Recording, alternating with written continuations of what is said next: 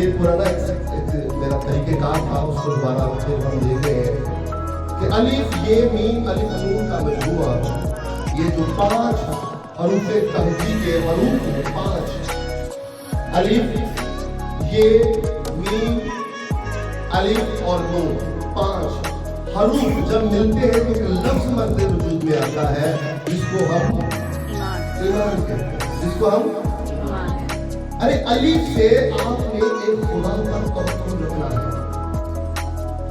ایک خدا پر، لوگوں پر نہیں، لوگوں کی جگہ چھڑ دو، ایک خدا پر توکل رکھنا ہے، اور یہ سے اس کے بیٹے خدا یسوع مسیح پر توکل رکھنا ہے، ایمان رکھنا ہے۔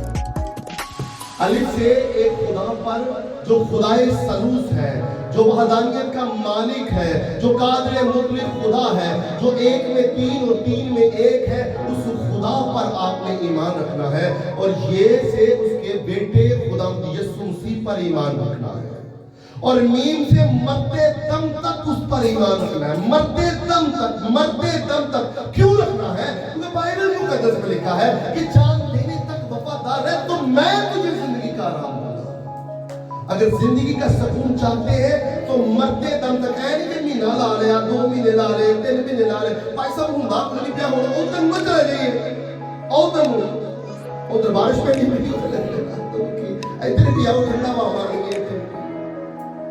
تو آپ نے میم سے مرتے دم تک خدا پر ایمان رکھنا ہے، اور الف سے آپ نے اقرار کرنا ہے کہ جو الفا و اومیگا ہے، جو اول اور آخر ہے، جس خدا پر آپ نے ایمان رکھا ہے، الف سے جو پہلا الف ہے، جو ایک خدا ہے، جو ایک میں 3 اور 3 میں 1 ہے، وہ ابتدا اور انتہا ہے، وہی اول ہے اور وہی آخر ہے۔ جب کچھ بھی نہیں تھا تو تب بھی وہی تھا، اور جب کچھ بھی نہیں ہوگا تو تب بھی وہی ہوگا۔ اس الف سے آپ نے اس خدا پر ایمان رکھنا ہے، اور نون سے آپ نے نا امید نہیں ہونا ہے، نا امید نہیں ہونا ہے۔ اسی طرح جس طرح ابراہیم نے نا امیدی کی امید میں زندہ کروس غیور خدا پر امید رکھی، اور اس کو نرندے فرزندہ ایک خوبصورت بیٹا خدا نے عطا کیا، اسحاق کی شکل میں۔ اور نون سے نا امید نہیں ہونا ہے، آپ نے اس خدا پر زندہ امید رکھنی ہے جو نانے بقا ہے۔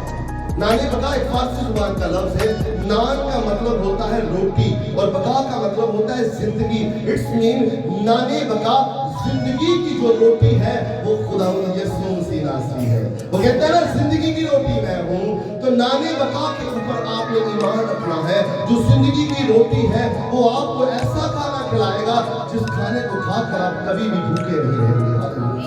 ہاللویا!